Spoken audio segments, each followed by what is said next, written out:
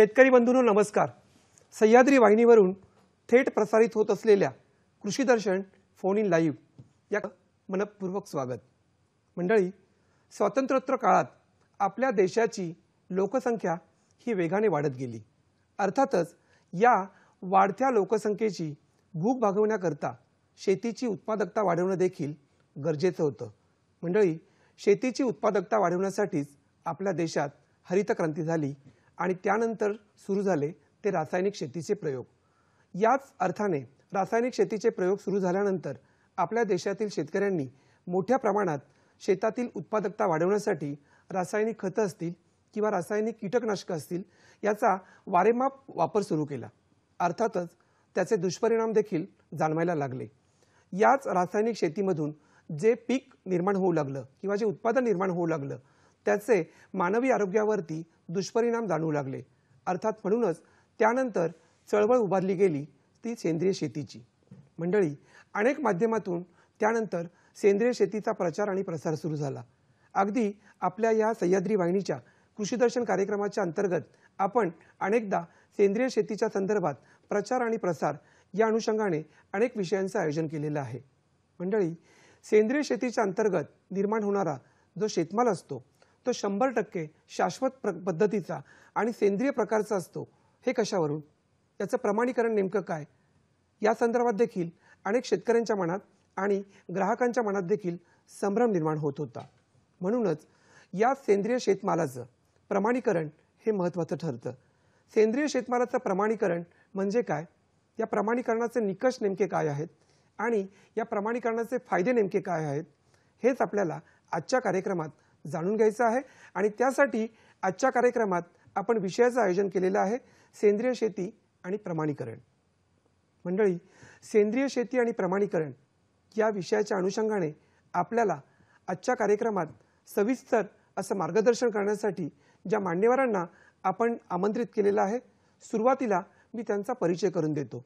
आपल्या कार्यक्रमात आज सहभागी झालेले आहेत डॉक्टर प्रशांत नाईकवाडी सर।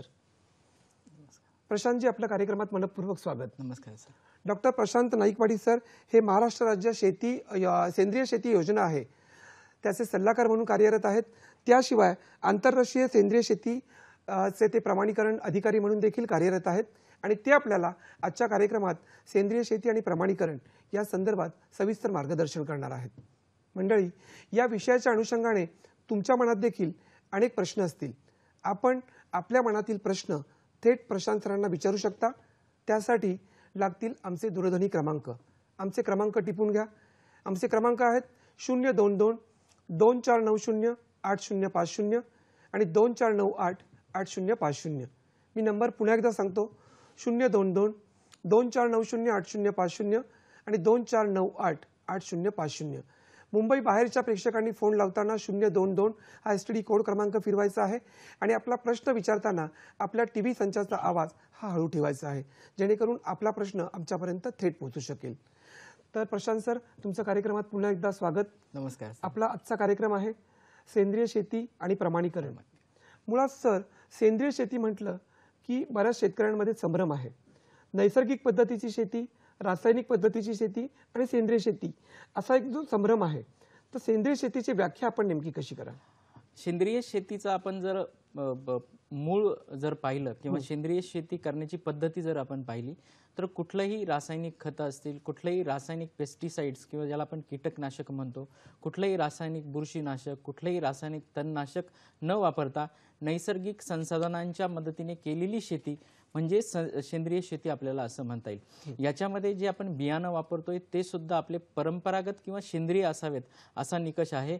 जे गुणसूत्र अभियांत्रिकी पद्धतीने म्हणजे ज्याला आपण बॅसिलस थिरोनजेनेसिसचा व्हेक्टर वापरून जे बीटी बियाणं आपण वापरतो ते सुद्धा आपण याच्यामध्ये बॅन करतोय। म्हणजे सेंद्रिय शेतीमध्ये जर आपल्याला परंपरागत बियाणं असतील, नैसर्गिक संसाधनांपासून बनवलेल्या निविष्ठा असतील, त्याचप्रमाणे आपल्याकडे जे मित्रकीड आहे ते मित्रकिड्यांच्या मदतीने आपण शेतीवरचं पीक संरक्षण करणार असू तर अशा एकंदरीत पद्धतीला आपल्याला एक सेंद्रिय शेती असं म्हणता येईल।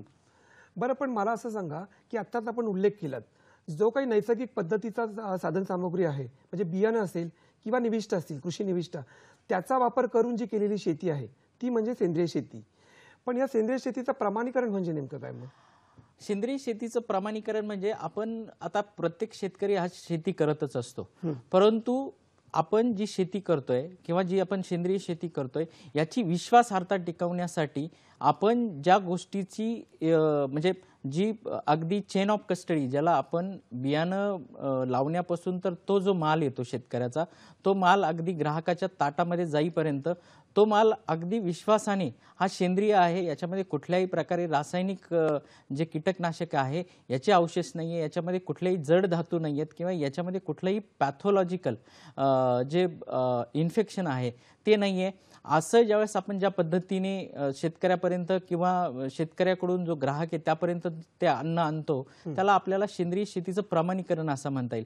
थोडक्यात प्रमाणीकरण ही सेंद्रिय शेतीची विश्वासार्हता आहे असं म्हटलं तर मला वाटतं वावगं ठरणार नाही. म्हणजे एखाद्या प्रकारचा शेतमाल असेल जो सेंद्रिय पद्धतीचा असेल त्याच्यामध्ये अंशतः देखील रासायनिक जे कीटकनाशक असेल किंवा खतं असतील त्याचा अंश असता कामा नये. बरोबर 100% सेंद्रिय अशा पद्धतीची जो शेतमाल आहे त्याची विश्वासार्हता बाळगण्यासाठी आपल्याला प्रमाणीकरण करणं गरजेचं आहे. आता प्रमाणीकरण झालं, परंतु सर या सेंद्रिय शेतीच्या प्रमाणीकरणाचा इतिहास नेमका काय आहे, म्हणजे केव्हा सुरुवात झाली? खरं तर आपण पाहिलं तर पूर्वी जी शेती व्हायची ही शेती जी आहे ही सेंद्रिय पद्धतीनेच केली जायची. 1939 ला साधारणतः पॉल मोरर नावाचे एक शास्त्रज्ञ होते, यांनी डीडीटी शोधलं. डायक्लोरो डायफिनाइल ट्रायक्लोरो इथेन नावाचं क्लोरिनेटेड हायड्रोकार्बन जे आहे ते सर्वप्रथम जगाला त्यांनी शोधून दिलं आणि याचा जो वापर आहे तो दुसऱ्या महायुद्धामध्ये नर्व गॅस म्हणून याचा वापर करण्यात आला, सैनिकांवर याचा वापर करण्यात आला. परंतु त्याचा एकंदरीतच आपण मोड ऑफ ऍक्शन जर पाहिलं तर हा कीटकांसाठी सुद्धा अतिशय चांगला ठरू शकतो असं शास्त्रज्ञांच्या लक्षात आलं आणि मग क्लोरिनेटेड हायड्रोकार्बनची चेन निर्माण व्हायला सुरुवात झाली. एक कीटकनाशकांची मोठ्या प्रमाणात रेलचेल युरोपमध्ये सुरू झाली. त्याच दरम्यान 1940 मध्ये ब्रिटनमध्ये सेंद्रिय शेतीचं बऱ्यापैकी एक प्रचार प्रसार सुरू झाला होता. ब्रिटनमध्ये म्हणजे एकीकडं आपण स्वातंत्र्यामध्ये पाऊल ठेवत होतो, तिकडे ब्रिटनमध्ये लोक हेल्थ अवेअरनेस इतका त्यांचा होता की 1940 मध्ये म्हणजे पॉल मुलरनी जे डीडीटी शोधलं होतं, डीडीटीचा ज्यावेळेस शेतीमध्ये उपयोग करायला सुरुवात झाली त्यावेळेस दुसरा एक वर्ग असा होता की ही जी परंपरागत आपली शेती आहे तीच योग्य आहे, ही नवीन जे रसायन आहे ही कुठंतरी आपल्याला त्रासदायक ठरतील. हा एक वर्ग जो आहे हा ब्रिटनमध्ये अस्तित्वात आला, तो शेतकरी जो थांबवतो. आपल्याला आपण सेंद्रिय शेतीच्या प्रमाणीकरणाचा हा इतिहास जाणून घेणार आहोतच. एक फोन घेऊयात. अनंत झामरे बोलतात जळगावहून. हॅलो. हॅलो आनंदजी, आपला प्रश्न विचारा. प्रश्न असा आहे की आपलं सेंद्रिय शेतीसाठी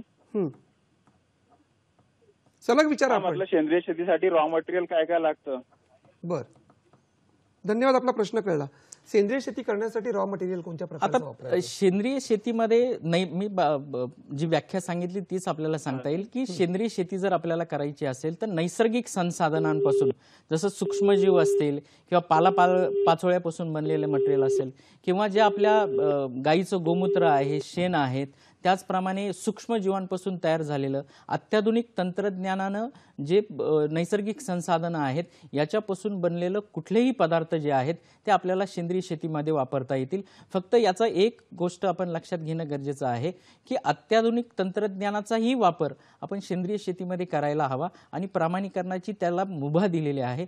त्यामुळे नैसर्गिक संसाधनांपासून तयार केलेले अत्याधुनिक जे आज नॅनो टेक्नॉलॉजी आहे किंवा सूक्ष्मजीवशास्त्र आहे याच्यापासून तयार केलेल्या ज्या निविष्ठा आहेत या निविष्ठा जर आपण वापरल्या तर आपल्याला सेंद्रिय शेती अतिशय चांगल्या पद्धतीने करता येईल. जे काही निसर्गात सहज उपलब्ध आहे आणि जे मोफत उपलब्ध आहे त्याचा वापर करून केलेली शेती म्हणजे सेंद्रिय शेती असं आपल्याला म्हणता येईल. सर, यांचा फोन येण्यापूर्वी तुम्ही सेंद्रिय शेतीच्या प्रमाणीकरणाचा इतिहास सांगत होता.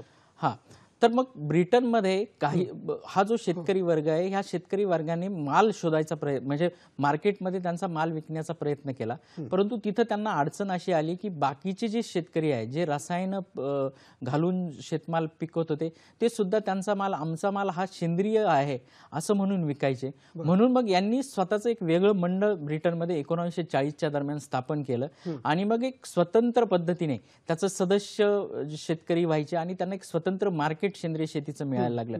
ही ब्रिटनची सुरुवात झाली.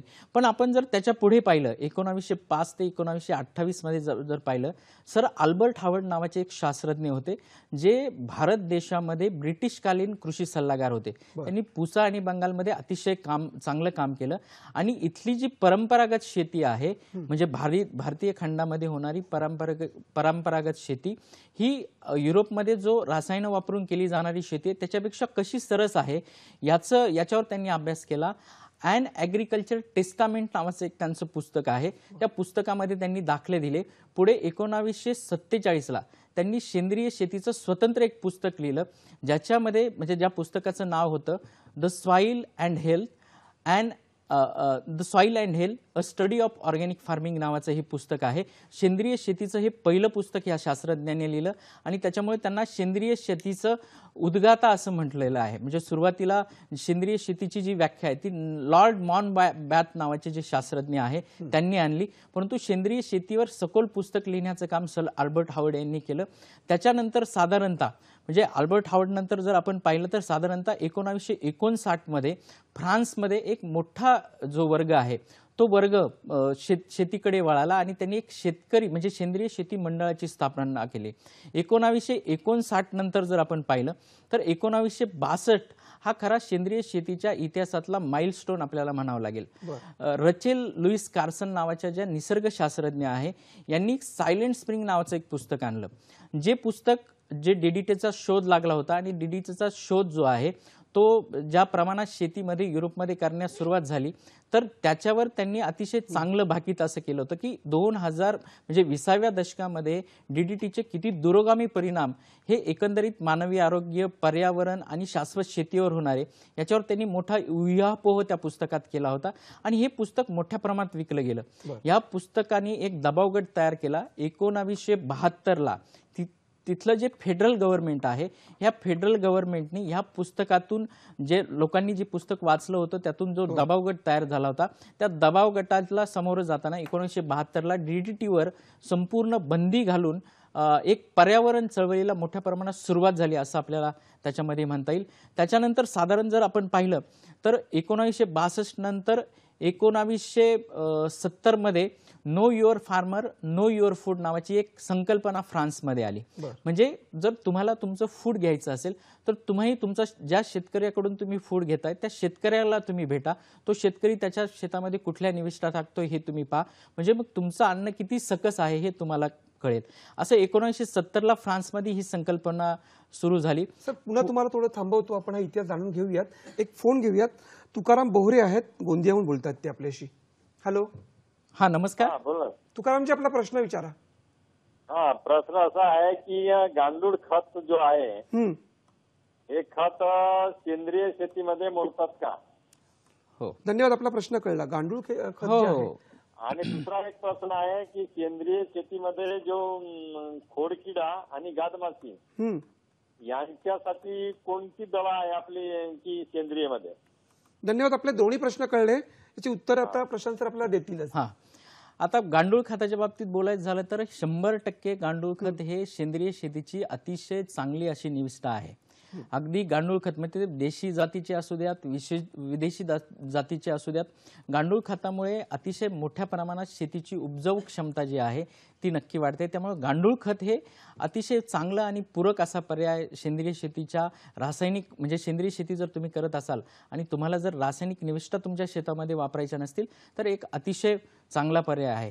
दुसरं त्यांनी मला दुसरा प्रश्न असा होता की शेतातील पिकांवर समजा खोडकिडा किंवा गाठमाशी याचा जर प्रादुर्भाव झाला तर त्याचा बंदोबस्त कसा? आता याच्यामध्ये सेंद्रिय शेतीमध्ये पीक संरक्षणासाठी एक मर्यादा आहे की जर आपल्याला किडीचा संसर्ग एक मोठ्या प्रमाणात जर वाढला तर आपल्याला तात्काळ तो नियंत्रण करता येत नाही. परंतु आपण जर किडीची अवस्था पाहिली, अंडी अवस्था असेल, अळी अवस्था असेल, कोश अवस्था असेल, पतंग अवस्था असेल, त्या अवस्थेमध्ये जर आपण अगदी येलो टिकी स्ट्रॅप असतील किंवा फेरोमेन कामगंध सापळे असतील याचा जर वापर करून आपण किडीचं प्रमाण म्हणजे इकॉनॉमिक थ्रेशोल्ड लिमिट नुकसानीची आर्थिक पातळी आपल्या शेतावर साधारणतः किडीमुळे किती होते हे जर आपल्या लक्षात आलं तर अगदी आपण नीम ऑइल असेल, करंज ऑइल असेल किंवा आपलं जे दशपर्णी अर्क असेल याच्यातून याचा मोठ्या प्रमाणात पिकाचं संरक्षण करू शकतो. फक्त किडीच्या ज्या अवस्था आहेत वेगवेगळ्या त्या अवस्था आपण लक्षात घेतल्या पाहिजे आणि त्या अवस्थेप्रमाणे आपण ह्या ज्या निविष्ठा आहेत त्याचा वापर केला पाहिजे. परंतु जर किडीच्या अवस्था आपण लक्षात न घेता जर एकदम आपण रासायनिक म्हणजे एकदम आपण सेंद्रिय ज्या निविष्ठा आहेत ते जर वापरायला गेलो तर आपल्याला पीक संरक्षण जे आहे ते लगेच करता येणार नाही. मग अशा वेळेस आपल्याला रसायनांचा वापर करणं अनिवार्य होतं. नक्कीच. मंडळी, सेंद्रिय शेतीचे प्रमाणीकरण, या प्रमाणीकरणाचे निकष नेमके कोणती आहेत, मानकं कोणती आहेत, या संदर्भात आपल्याला आणखी सविस्तर जाणून घ्यायचं आहे एका छोट्याशा व्यावसायिक विश्रांतीनंतर. सर, ते इतिहासाचा आता जाऊ देत. नमस्कार, पुन्हा एकदा कार्यक्रमात सर्वांचं मनपूर्वक स्वागत. आजचा विषय आहे सेंद्रिय शेती आणि प्रमाणीकरण आणि या विषयासंदर्भात आपल्याला सविस्तर मार्गदर्शन करतात doctor Prashant Naikwadi sir. Sir, ब्रेकपूर्वी तुम्ही हा जो इतिहास आहे सेंद्रिय शेतीच्या प्रमाणीकरणाचा जो इतिहास आहे त्या संदर्भात बोलत होतात. तर याच्यामध्ये सगळ्यात महत्त्वाची जी बाब घडली ती 5 नोव्हेंबर 1972ला वर्साईल नावाच्या जे फ्रान्समधलं शहर आहे तिथे त्या काळी म्हणजे सॉईलवर असेल किंवा वातावरणावर असेल किंवा शाश्वत शेतीवर काम करणाऱ्या ज्या संस्था आहेत त्याच्यात नेचर ॲट प्रोग्रेस होती, रोडाले इन्स्टिट्यूट होती, त्यानंतर स्वीडिश बायोडायनॅमिक असोसिएशन होती, सॉईल असोसिएशन नावाची संस्था होती. तर या संस्थांनी एक सेंद्रिय शेतीचं काँग्रेस परिषद आयोजित केलं होतं आणि याच्यामध्ये international federation of organic agriculture movement IFOAM नावाची एक संस्था सुरू केली आणि 1972 पासून खऱ्या अर्थाने सेंद्रिय शेतीचे प्रमाणीकरण जो आपण म्हणू ते प्रमाणीकरण सुरू झालं. कारण ह्या संस्थेने मोठ्या प्रमाणावर काम करून त्यांनी काही आरोग्याचे तत्व असतील, त्याचप्रमाणे पर्यावरणाचे तत्व असतील, त्याचप्रमाणे त्यांचं निसर्गाचं तत्व असेल किंवा पुढे येणारी जी पिढी आहे त्यासाठी काळजीचे तत्व असेल, या सगळ्या गोष्टीतून काही स्टँडर्ड तयार केली ज्याला आपण मानकं म्हणतो की सेंद्रिय शेती नक्की कशी करायची, सेंद्रिय शेतीमध्ये निविष्ठा कुठल्या वापरायच्या, सेंद्रिय शेतीचं आंतरमशागत कशी असावी आणि खऱ्या अर्थाने हा सेंद्रिय शेतीच्या प्रमाणीकरणाच्या इतिहासातील पंढरी आपल्याला म्हणता म्हणजे एकूणच आपल्याला असं म्हणता येईल की सेंद्रिय शेतीचं हे जे प्रमाणीकरण आहे त्याची सुरुवात ही पाश्चिमात्य देशांपासून सुरुवात झाली आणि ती नंतर आपल्याकडे प्रवाहित झाली. हो हो हो. सर, आपण या संदर्भात बोलूयात, पण आता आपल्याशी संवाद साधतात शेती तज्ञ डॉक्टर बाळकृष्ण जडे आपल्या लाईनवरती आहेत. Hello hello hello. हा बाळकृष्णजी, आपला प्रश्न विचारा. हॅलो हॅलो हॅलो कसं बंद केलं ते? हॅलो, हा आपला प्रश्न विचारा. मला डॉक्टर नायकवाडेंना प्रश्न विचारायचा होता. विचारा विचारा. माझा प्रश्न असा आहे हम्म. की सेंद्रिय शेतीची मोठी चळवळ राज्यात आणि देशात सुरू आहे, हम्म. परंतु सेंद्रिय शेती 100% करणारे शेतकरी शोधायचं म्हणजे फार difficult. बर. तर ते मला असं अपेक्षित आहे की राज्यात म्हणा किंवा देशामध्ये हम्म.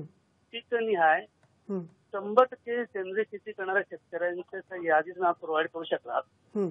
आम्ही प्रोसेसिंग इंडस्ट्रीमध्ये बर. बर. प्रोसेसिंग इंडस्ट्रीमध्ये आम्हाला जे बाहेरचे कस्टमर असतात त्यांच्याकडनं रिक्वायरमेंट येत असते हम्म. की तुमच्याकडे ऑर्गॅनिकली ग्रोन प्रोड्यूस आहे का, बर. मग आणि त्याची कन्सिस्टन्सी पण पाहिजे. बर. त्याची क्वांटिटी आम्हाला मिळत नाही, हम्म. क्वांटिटी मिळत नाही आणि कन्सिस्टन्सी नसल्यामुळे प्रोसेसिंगला अडचण येतात त्याच्यामध्ये. बर. त्यामुळे तुमच्याकडे तर मला अभिमान वाटतो प्रशांत नायकवाडे सरांचा, ते माझे मित्र पण आहेत. बर. त्यांनी काम चांगलं केलेलं आहे, हम्म. परंतु त्यांनी ऑर्गॅनिक फार्मिंग मध्ये जे करणारी शेती जी आहे हम्म. त्यांची शेतकऱ्यांची जर यादी ते मला प्रोव्हाइड केली बर. तर ते चांगली मदत आम्हाला होऊ शकते. आणि 100% शेतकरी सेंद्रिय शेतीकडे वळत का नाही? बर. जे शेतकरी सेंद्रिय शेतीकडे करतात त्यांना भाव चांगले मिळायला लागले की ते केमिकल फर्टिलायझर वापरतात. बर. म्हणजे पार्टली केमिकल आणि पार्टली ऑर्गॅनिक असं. हम्म. हम्म. त्यामुळे असे पण चालणार नाही. 100% ऑर्गॅनिकली ग्रोन प्रोड्यूस असेल तर त्याला मार्केट चांगलं होऊ शकतं आणि त्याला डिमांड पण चांगली. धन्यवाद सर, आपण कार्यक्रमात सहभागी झालात, आपले मनपूर्वक Thank you. आभार. धन्यवाद. सर, त्यांचे दोन्ही प्रश्न जे होते ते सेंद्रिय शेती आणि प्रमाणीकरण याच अनुषंगाने होते हो, हो. की माझ्याही मनात तोच प्रश्न होता की 100% सेंद्रिय शेती करणारा शेतकरी हा शोधणं खूप अवघड आहे. कारण काही शेतकरी असं करतात की सेंद्रिय शेतीला सुरुवात करतात परंतु नंतर काही प्रकारच्या रासायनिक निविष्ठांचा ते वापर करतात, त्यामुळे ती भेसळ तयार होते. काय सांगता येईल सर? याच्यामध्ये दोन गोष्टी आहेत. खरं तर आजपर्यंत सेंद्रिय शेती पूर्णतः करणारे शेतकरी आपल्याला सापडत नव्हते, ही फॅक्ट आहे. परंतु आता जर आपण पाहिलं तर आपले जे विद्यमान पंतप्रधान आहे यांच्या पुढाकारातून आज परंपरागत कृषी विकास योजना आज मोठ्या प्रमाणात आहे सेंद्रिय शेतीची. आणि जवळपास आज आपण जर महाराष्ट्रामध्ये पाहिलं तर जवळपास 95 म्हणजे प्रत्येक तालुक्यामध्ये साधारणतः 50 शेतकऱ्यांचा एक गट असे जवळपास 95 म्हणजे 95 गटापेक्षा जास्त जे गट आहेत ते आपल्याकडे 1665 जे शेतकऱ्यांचे गट आहेत असे आज महाराष्ट्र राज्यामध्ये आहे. पण ते पार्टिसिपेटरी गॅरंटी सिस्टीममध्ये आहेत. पार्टिसिपेटरी गॅरंटी म्हणजे सहभागिता हमी योजनेच्या बद्दल जर आपण बोललो तर हा माल आपल्याला निर्यात करता येत नाही. परंतु NPOPच्या संदर्भात जर आपण पाहिलं तर NPOP मध्ये सुद्धा सेंद्रिय शेती करणारे शेतकरी आहे, त्याची निर्यात करणारे शेतकरी आहे. Residue free and organic mission India federation रोमिप इंडिया नावाची संस्था आम्ही त्यासाठी आता चालवतो आहे आणि हा सगळा डेटा आम्ही आता गोळा करतो आहे.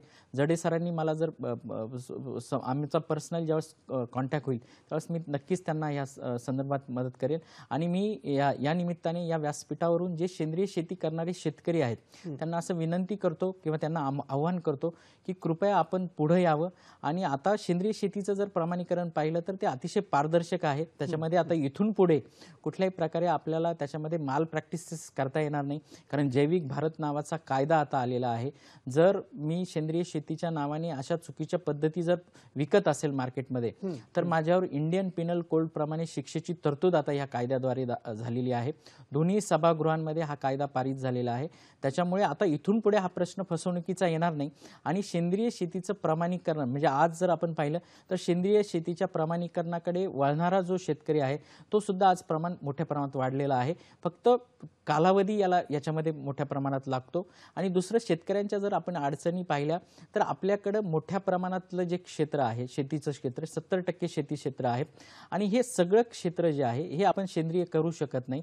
परंतु जिथं जिथं कन्व्हेन्शनल किंवा रासायनिक शेती आहे इथं जे कीटक आहे त्या कीटकांचा संसर्ग मोठ्या प्रमाणात होतो. आपल्याकडे वातावरणाचा एक मोठ्या प्रमाणात प्रश्न आहे. आता जर तुम्ही पाहिलं असेल तर कंटिन्यू पाऊस पडतोय. मागच्या 4-5 महिन्यापासून मोठ्या प्रमाणात पाऊस झालेला म्हणजे 160% पाऊस आज महाराष्ट्र राज्यात आहे. आणि मग त्याच्यामुळे बुरशीजन्य वातावरण असेल, आज आपण डाळिंब पिकाचं जर पाहिलं तर मर रोग असेल किंवा त्याच्यामध्ये बॅक्टेरियल ब्लाइट असेल, झॅन्थोमोनास एक्झोनोपोडिस पुनिकी असेल किंवा फायटोप्थोरा असेल, ड्रेचेला असेल, ॲस्परजिलस असेल, अशा फंगस जे आहे बुरशी त्यांनी कुठलंही पीक जे आहे ते व्यवस्थित या दिवसामध्ये आपल्या शेतकऱ्यांना घेता येत नाही. आणि मग सेंद्रिय पद्धतीमध्ये आपल्याला जर याच्यावर विलाज करायचा असेल तर आपल्याला तात्काळ याच्यावर लगेच सेंद्रिय पद्धतीने विलाज करता येत नाही. म्हणून मग आपल्याला रासायनिक त्याच्यावर फवारावे लागतात. मग ह्या सगळ्या गोष्टींमुळे शेतकऱ्यांना सुद्धा अडचणीचं जात आहे की आपल्याला लगेच सेंद्रिय शेती टप्प्याटप्प्याने करावं लागेल. ही एकदम होणार नाही, याला आपल्याला वेळ द्यावा लागेल, टप्प्याटप्प्याने होईल. परंतु येणारे 5 वर्ष जे आहेत ते निश्चितच अतिशय चांगले आहेत. बरोबर सर, सेंद्रिय शेती हे काळाची गरज आहे आणि सेंद्रिय शेतीचं प्रमाणीकरण ही देखील काळाची गरज आहे. परंतु मला सर असं सांगा की जेव्हा आपण सेंद्रिय शेतीचे प्रमाणीकरण या मुद्द्यावरती चर्चा करतोय तर आंतरराष्ट्रीय स्तरावरती जर विचार केला तर सेंद्रिय शेतीच्या प्रमाणीकरणाची मानकं नेमकी कोणती आहे? आपण जर आंतरराष्ट्रीय स्तरावर पाहिलं तर आंतरराष्ट्रीय स्तरावर सगळ्यात पहिलं आणि मोठं मानक मी सांगितलं की आयफॉर्म जे आहे म्हणजे international federation of organic agriculture movement यांची मानकं आहेत. त्याच्यानंतर 1992ला युरोपियन जे देश आहेत सगळ्या युरोपियन देशांचं EU रेग्युलेशन मोठ्या प्रमाणात आहे. त्याच्यानंतर तिसरं जर आपण मानक पाहिलं तर जपान ॲग्रिकल्चर स्टँडर्ड आहे, अतिशय क्लिष्ट असं मानक आहे. त्याच्यानंतर आता 2009 मध्ये क्युबेक ऑर्गॅनिक स्टँडर्ड आलेले आहे ते सुद्धा आहे. आणि साधारणतः ही महत्त्वाची स्टँडर्ड आहे. परंतु ही सगळी स्टँडर्ड जी आहे ही सगळी स्टँडर्ड ज्या संस्थेकडनं आली ही सगळी संयुक्त राष्ट्रसंघाच्या संघटना होता. मग त्याच्यामध्ये कोडेक्स एलिमेंटरियस नावाचं स्टँडर्ड असेल म्हणजे जे ज्याला आपण असं म्हणू शकतो की ती खाद्यपदार्थांची गीता आहे. त्याच्यानंतर फूड अँड ॲग्रिकल्चर ऑर्गनायझेशन असेल त्यांचं एक स्टँडर्ड आहे. आणि सगळ्यात महत्त्वाचं आरोग्य, आज आपण जर पाहिलं कोरोनाच्या पार्श्वभूमीवर तर वर्ल्ड हेल्थ ऑर्गनायझेशन सगळ्यांना माहिती आहे, तर वर्ल्ड हेल्थ ऑर्गनायझेशनचं काही स्टँडर्ड्स आहेत की जे आपण खाद्यपदार्थ किती स्वास्थ्यवर्धक असावे यासाठी काही मानकं आहेत. या तिन्ही संयुक्त राष्ट्र संघाच्या संघटनेकडून काही मानकं तयार करण्यात आलेली आहे आणि ती आयफॉर्मने आपल्या सेंद्रिय शेतीच्या मानकात आलेली आहे आणि तीच आज संपूर्ण जगामध्ये आहेत. म्हणजे आज जर आपण पाहिलं तर जवळपास 128 देश जे आहेत ह्या देश सेंद्रिय शेती मोठ्या प्रमाणात करतायत. आज आता 128 मधून हे प्रमाण मोठ्या प्रमाणात वाढत चाललेलं आहे. म्हणजे जर आपण सर्वकष आपण आकडेवारी पाहिली तर 181 देश आहेत आणि त्यातले 81 जे देश आहेत त्या देशांचा स्वतंत्र सेंद्रिय शेतीचा राष्ट्रीय कार्यक्रम आहे. त्याच्यात भारत सुद्धा आहे. आणि आपण जर युरोपियन कंट्री पाहिली तर युरोपियन कंट्रीसाठी एक स्वतंत्र मानक आहे. परंतु आता जी मानकं आपल्याला राष्ट्रीय स्तरावर त्या त्या देशाची मिळतात त्याचप्रमाणे आता काही खाजगी मानकं सुद्धा आहेत. म्हणजे त्याच्यामध्ये तुम्हाला एक अतिशय चांगलं उदाहरण सांगतो की आपल्याकडे एक मकाईबारी नावाचा चहा मिळतो दार्जिलिंगमध्ये किंवा आपलं सिक्कीम आहे सिक्कीममध्ये. परंतु हा चहा जर आपल्याला निर्यात करायचा असेल तर हा संपूर्णच्या संपूर्ण चहा हा मोठ्या प्रमाणात स्वित्झर्लंडला जातो. मग आपल्याला जर तो माल स्वित्झर्लंडला निर्यात करायचा असेल तर आपल्या देशाचं जे स्थानिक मानक आहे national programme for organic production म्हणजे सेंद्रिय शेतीचा राष्ट्रीय कार्यक्रम त्याप्रमाणे ते प्रमाणित पाहिजेत. दुसरं गोष्ट ज्या देशामध्ये पाठवायचं आहे, आता स्वित्झर्लंड हा युरोप कंट्री आहे, मग युरोपियन रेग्युलेशन प्रमाणे पण ते सर्टिफाईड पाहिजे. परंतु तिथला जर बायर आहे त्याला जर असं वाटत असेल की नाही एक ॲडिशनल स्टँडर्ड आहे आणि ते अतिशय स्ट्रिंजंट आहे आणि ह्या मालाची त्यामुळे विश्वासार्हता वाढणार आहे तर अशा दृष्टीने मग बायोस्विस नावाचं एक स्टँडर्ड आहे, हे प्रायव्हेट स्टँडर्ड आहे. डिमेटर नावाचं एक स्टँडर्ड आहे, हे सुद्धा प्रायव्हेट स्टँडर्ड आहे. नटुरनॅन नावाचं एक स्टँडर्ड आहे, हे प्रायव्हेट स्टँडर्ड आहे. यातलं डिमेटर नावाचं जे स्टँडर्ड आहे हे स्टँडर्ड ज्या डायनॅमिक शेती पद्धती आहे म्हणजे ग्रह नक्षत्र ताऱ्यांवर आधारित जी शेती पद्धती आहेत त्या शेती पद्धतीसाठी डिमेटर वापरलं जातं. त्याच्यानंतर गॉड्स नावाचं स्टँडर्ड आहे. भारत देशामधून सेंद्रिय पद्धतीने सगळ्यात मोठ्या प्रमाणात एक्सपोर्ट जर होत असेल तर तो कॉटन आहे म्हणजे कापास आहे. आणि कापासापासून जो तागा निर्माण होतो तो ताग्याचं जे सर्टिफिकेशन केलं जातं त्या सर्टिफिकेशनचं नाव ग्लोबल ऑर्गॅनिक टेक्सटाईल स्टँडर्ड असं आहे, ज्याला आपण गॉड्स असं म्हणतो. आता हे जे गॉड्स आहे हे कसं, तर तुम्ही जर 100% सेंद्रिय पद्धतीने कापूस पिकवत असाल आणि तुम्हाला त्याच्यावर जिनिंग अँड प्रेसिंग प्रक्रिया करायची म्हणजे तो कापूस जो आहे तो व्यवस्थित वेगळा करायचा, त्याच्या गाठी बनवायच्या, त्याच्यातली गबाळ बाजूला करायचा आहे.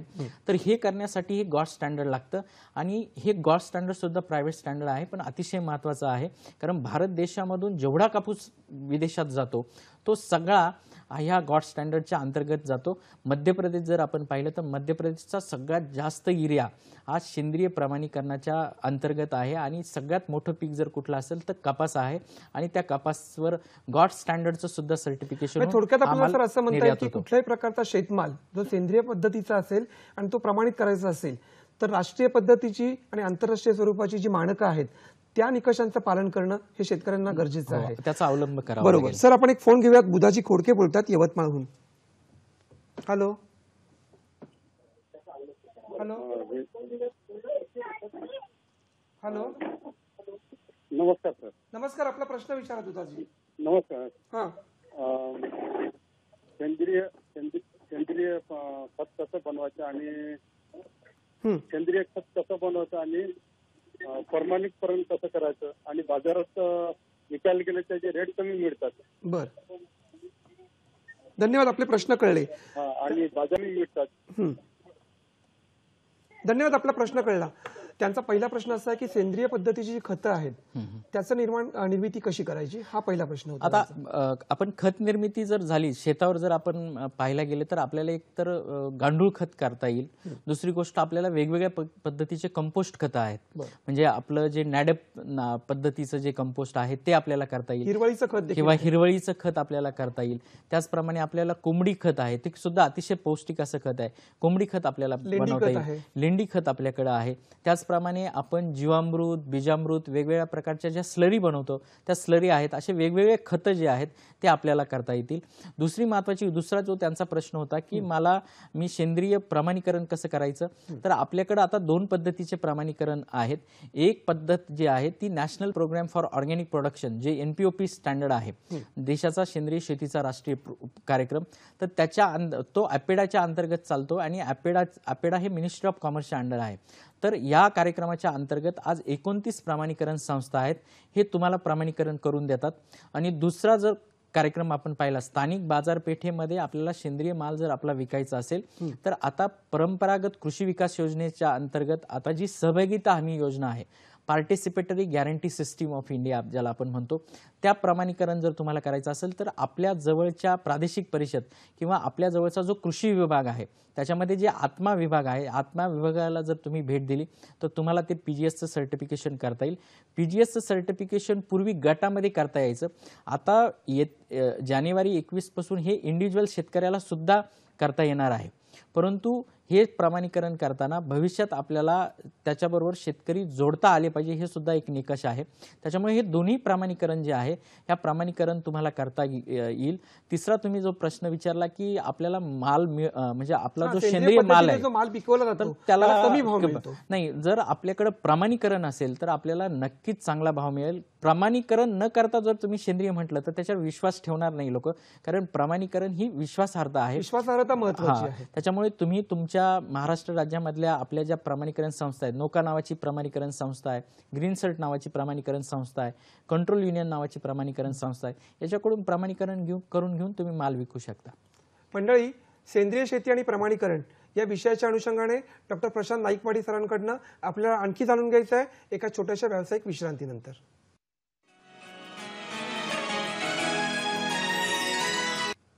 नमस्कार, पुन्हा एकदा कार्यक्रमात सर्वांचं मनपूर्वक स्वागत. आजचा विषय आहे सेंद्रिय शेती आणि प्रमाणीकरण आणि आपल्याला मार्गदर्शन करतायत doctor Prashant Naikwadi sir. Sir, ब्रेकपूर्वी आपण सांगितलं की सेंद्रिय शेती म्हणजे काय, सेंद्रिय शेतीची प्रमाणीकरण किती गरजेचं आहे, त्याची मानकं कोणती आहेत आणि आंतरराष्ट्रीय स्तरावर राष्ट्रीय स्तरावरच्या मानकांसंदर्भात देखील आपण सविस्तर सांगितलं.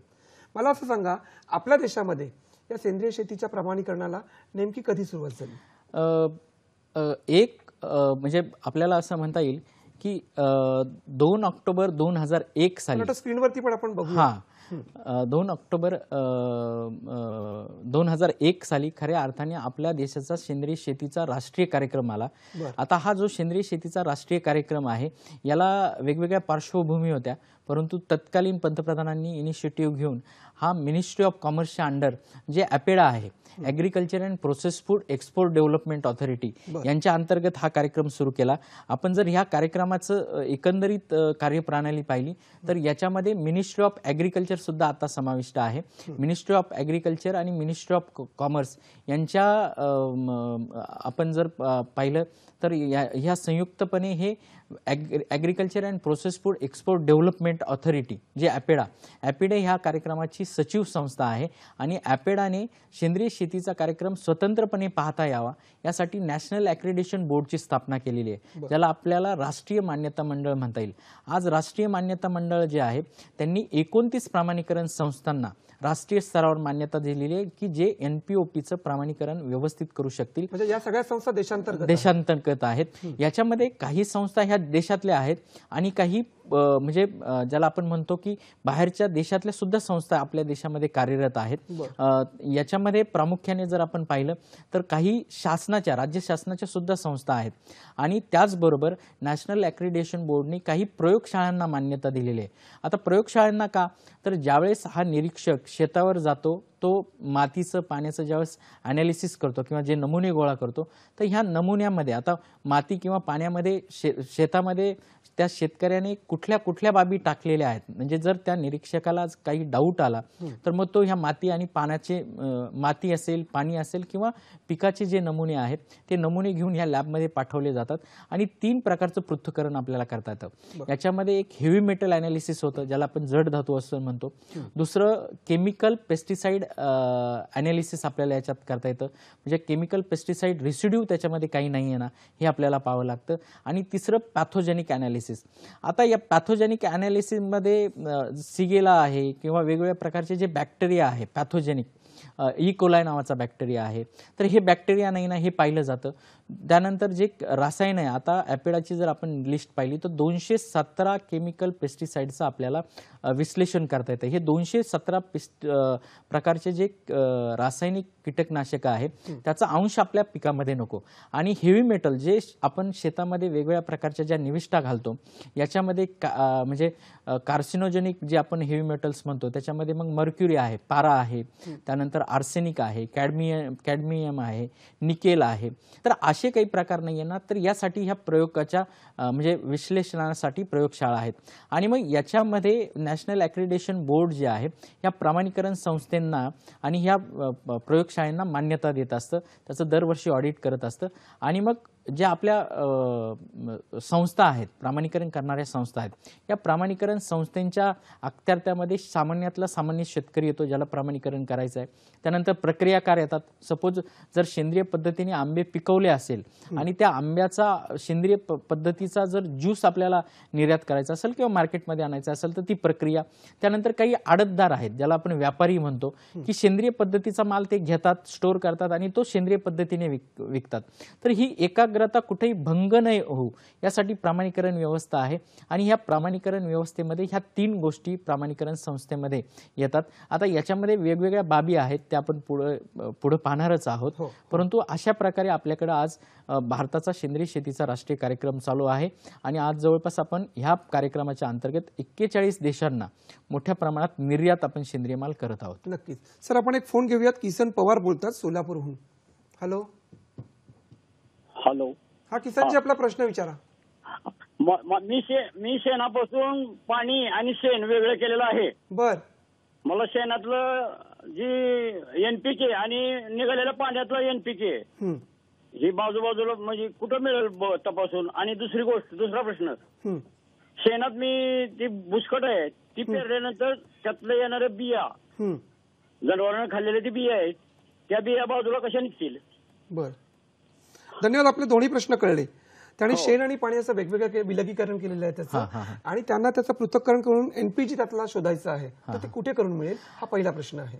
नॅशनल ॲक्रेडिटेशन बोर्ड लिमिटेडच्या ज्या लॅबोरेटरीज आहेत त्या मोठ्या प्रमाणात आज सर्वदूर आहेत. आता खरं आपण विचारलं नाही, ते सोलापूरवरून बोलतायत. सोलापूर पुणे त्यांना जवळ आहे, तर पुण्यामध्ये TUच्या लॅब आहेत, त्यानंतर भारती विद्यापीठाची लॅब आहे, मुंबईमध्ये रिलायबल नावाची लॅबोरेटरी आहे, त्यानंतर सोलापूरवरून बोलत होते जिओकेम नावाची लॅबोरेटरी आहे. सोलापूरला याचं डाळिंबाचं राष्ट्रीय संशोधन केंद्र आहे, तिथं सुद्धा लॅबोरेटरी आहे. तर तिथं तुम्हाला याचं विश्लेषण करून मिळेल. याच्यात नायट्रोजन किती आहे, फॉस्फरस किती आहे, पोटॅश किती आहे, सूक्ष्म अन्नद्रव्य त्याच्यामध्ये किती आहेत, या दोन्ही गोष्टींचं तुम्हाला पृथक्करण करून मिळेल. दुसरा प्रश्न त्यांचा होता की शेणात जी भुसकट आहे त्यातून बिया कशा वेगळ्या करता येतील. आता याच्यामध्ये ही प्रक्रिया अतिशय क्लिष्ट आहे, कारण ज्या बिया आहेत त्या कदाचित काही खाल्लेल्या असतील, काही चावलेल्या असतील, पण त्याच्यातून जर त्यांना काढायचं असेल तर हे शेण जे आहे ते वाळू द्यावं लागेल. वाळू दिल्यानंतर त्यांना त्याचं क्रशिंग करावं लागेल, आणि क्रश केल्यानंतर ते चाळणीतून जर आपण वेगवेगळं केलं तर त्या बिया त्यांना वेगळ्या करता येतील. परंतु प्रक्रिया अतिशय क्लिष्ट आहे. शक्यतो ह्या ज्या बिया आहेत ह्या बिया शक्यतो प्रॉपर अशा निघत नाहीत शेणातून, कारण त्या चावलेल्या असतात, त्याच्यावर शेणामध्ये प्रक्रिया होते, आणि शेणाचं जे तापमान आहे ते तापमान अतिशय मोठ्या प्रमाणात असतं. त्यामुळे त्याची व्हायबिलिटी जी आहे, म्हणजे त्याची परत उगवण्याची जी क्षमता आहे ती निश्चित त्या ठिकाणी कमी झालेली असते. त्यामुळे असा प्रयोग मला वाटतं न केलेला बरा. मंडळी, सेंद्रिय शेतीच्या प्रमाणीकरणाचे प्रकार नेमके कोणते, हे आणि अशा अनेक प्रश्नांची उत्तरं आपल्याला मिळवायची आहेत, पण एका छोट्याशा व्यावसायिक विश्रांतीनंतर.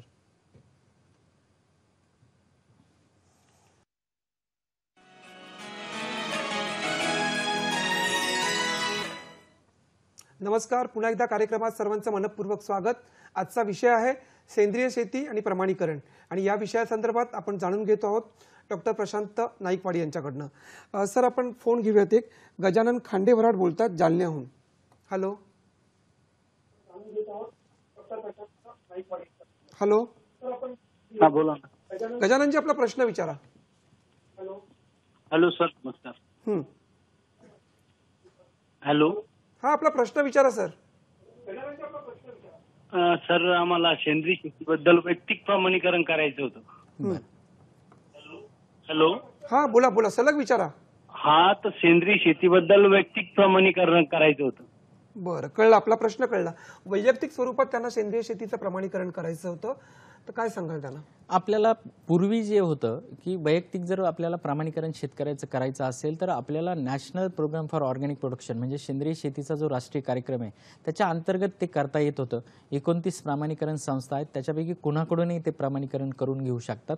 परंतु आता जानेवारीनंतर म्हणजे आत्ताच अध्यादेश निघालेला आहे, एक मध्ये मीटिंग त्याची झालेली आहे. आता पार्टिसिपेटरी गॅरंटी सिस्टीममध्ये सुद्धा वैयक्तिक शेतकऱ्याचं प्रमाणीकरण करता येणार आहे. त्यामुळे त्यांच्या जिल्ह्याचं जे आत्मा केंद्र आहे त्या आत्मा केंद्र किंवा जिल्हा कृषी अधिकारी कार्यालयात जर त्यांनी संपर्क केला तर त्यांना दोन्ही पद्धतीचं म्हणजे त्यांना जर वैयक्तिक म्हणजे NPOPचं जर प्रमाणीकरण करायचं असेल तर ह्या 29 प्रमाणीकरण संस्थांपैकी कुठल्याही संस्थेशी त्यांना संलग्न होता येईल किंवा शासनाचं जे पार्टिसिपेटरी गॅरंटी सिस्टीम आहे सहभागिता हमी योजना याच्यामधून सुद्धा त्यांना प्रमाणीकरण करता येऊ शकेल ह्या जानेवारीनंतर.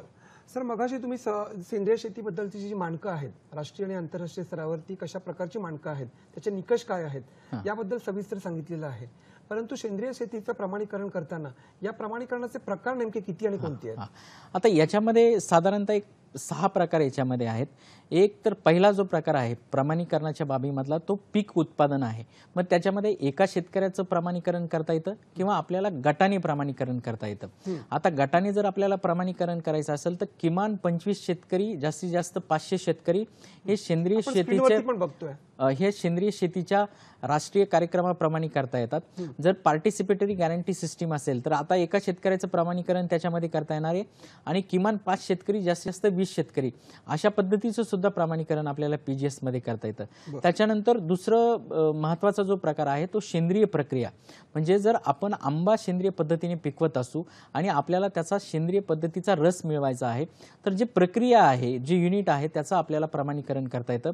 मग याच्यामध्ये येणारा आंबा जो आहे तो खरंच ऑर्गॅनिक आहे का, त्यानंतर त्याच्यावर कुठली प्रक्रिया करण्यात येत आहे, ते क्लिनिंग करण्यासाठी कुठले घटक वापरतात, त्याला वास येण्यासाठी रंग येण्यासाठी ते साठवणूक करण्यासाठी याच्यात कुठले कुठले इन्ग्रेडियंट वापरतात, राष्ट्रीय जे आपलं सेंद्रिय शेतीचा कार्यक्रम आहे त्याच्या मानकाप्रमाणे हे घटक आहेत का हे सगळं पाहिलं जातं आणि ही सेंद्रिय एकाग्रता जी आहे त्या रसाची ती अबाधित राहते का हे सगळं पाहिल्यानंतर त्याला प्रक्रिया सेंद्रिय शेतीचं प्रमाणीकरण मिळतं.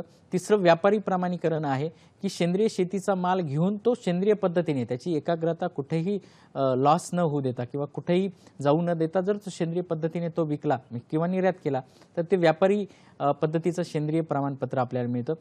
चौथं अतिशय महत्त्वाचं असं आहे की मधमाशी पालन. आपण आता म्हणतो की अतिशय चांगले दिवस मधमाशी पालनाला येत आहेत, तर मधमाशी पालन जे करतात पेट्यांमध्ये त्याचं सुद्धा आपल्याला प्रमाणीकरण करून घेता येतं. पाचवा जो प्रकार आहे याच्यामध्ये जंगलातले म्हणजे आवळा असेल, रिठा असेल, ब्राह्मी असेल किंवा आपण त्याला सिककाई म्हणतो, ह्या जंगलातल्या वनस्पती ज्या आहेत या जंगलातल्या वनस्पतींचे काही भाग म्हणजे मुळापासून न उपटता त्याचं साल असेल, त्याचं खोडाचा काही भाग असेल, पान असतील, फुलं असतील, फळं असतील, हे तिथल्या आदिवासी शेतकऱ्यांकडून जर आपण गोळा केले तर त्याचं सुद्धा प्रमाणीकरण करता येतं आणि याला मोठ्या प्रमाणात निर्यातीसाठी मागणी आहे. त्याला आपण वाईल्ड हार्वेस्ट असं म्हणतो किंवा त्याला आपण जंगली उत्पादनाचं सेंद्रिय प्रमाणीकरण असं म्हणतो.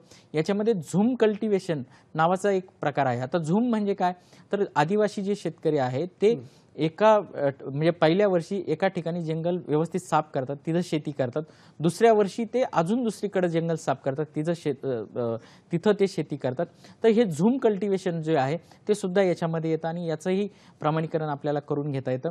त्यानंतर चौथा म्हणजे 6वा जो प्रकार आहे याच्यामधला तो जे आपले पाणी आहे पाण्यातले प्राणी म्हणजे ऑक्टोपस असेल किंवा मासा असेल किंवा हा जलचर प्राणी याचं सुद्धा सेंद्रिय पद्धतीने प्रमाणीकरण करता येतं. परंतु याला लिमिटेशन्स आहेत. फक्त युरोपमध्ये आता हे सुरू झालेलं आहे कारण पाणी जे आहे हे वैश्विक द्रावण आहे.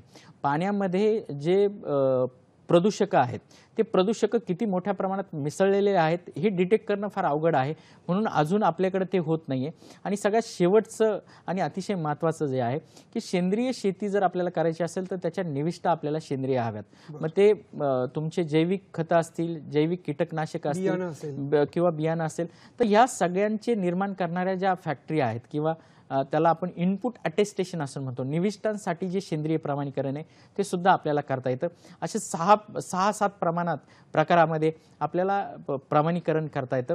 याच्यामध्ये पार्टिसिपेटरी गॅरंटी सिस्टीम, सहभागिता हमी योजना, आता वैयक्तिक शेतकऱ्याचं प्रमाणीकरण करू शकणार आहे, गटाचं प्रमाणीकरण करू शकणार आहे, प्रक्रियेचं प्रमाणीकरण करू शकणार आहे आणि व्यापारी जे प्रमाणपत्र आहे सेंद्रियचं ते करणार. आणि बाकीचं जे आहे ते सेंद्रिय शेतीचा जो राष्ट्रीय कार्यक्रम आहे त्याच्यानुसार याच्यामध्ये चालतं. आणि एक प्रकार याच्यामध्ये सांगायचा राहिला की जे प्राणी आहे, पाळीव प्राणी, जसं गायी आहे किंवा आपल्याकडे कोंबडी आहे किंवा इमू आहे, याचं सुद्धा प्रमाणीकरण करता येतं. आपण आता A2 मिल्क वगैरे, आता A1 आणि A2 मिल्क हा वादातीत विषय आहे, परंतु सेंद्रिय दूध जे आहे ते आपल्याला हे पाळीव प्राण्यांचं जे दुग्धजन्य पाळीव प्राणी आहे त्याचं जर आपण प्रमाणीकरण केलं तर त्याच्यातून आपल्याला मिळू शकतो. असे एक साधारणतः 7-8 प्रकारे आपल्याला सेंद्रिय जे वेगवेगळे गोष्टी आहेत त्या बाबींचं आपल्याला प्रमाणीकरण करून घेता येतं. पण आपल्या देशाचा जर विचार केला तर सेंद्रिय शेतीच्या ह्या कार्यक्रमाची कार्यप्रणाली नेमकी कशी आणि कधी सुरू झालेली आहे? साधारणतः ती मी तुम्हाला सांगितलं की 1 ऑक्टोबर 2001 म्हणजे 2 ऑक्टोबर 2001 रोजी हा कार्यक्रम, सेंद्रिय शेतीचा राष्ट्रीय कार्यक्रम सुरू झाला. आणि याच्यामध्ये मिनिस्ट्री ऑफ ॲग्रिकल्चर आणि मिनिस्ट्री ऑफ कॉमर्स आता बरोबर आहेत, त्याच्या अंतर्गत येते ॲपेडाच्या अंतर्गत नॅशनल ॲक्रेडिटेशन बोर्ड, ज्याला आपण राष्ट्रीय मान्यता मंडळ असं म्हणतो, त्याच्या अंतर्गत प्रमाणीकरण संस्था आणि राष्ट्रीय मान्यता मंडळाने मान्यता दिलेल्या प्रयोगशाळा आहे. आणि प्रमाणीकरण संस्थेच्या अंतर्गत सामान्यातला सामान्य शेतकरी, ज्याला आपल्या शेताचं प्रमाणीकरण करायचं आहे, दुसरं प्रक्रियाकार, त्यानंतर व्यापारी, हे सगळे येतात. ही झाली national programme for organic production जो आहे सेंद्रिय शेतीचा राष्ट्रीय कार्यक्रम, याची प्रणाली.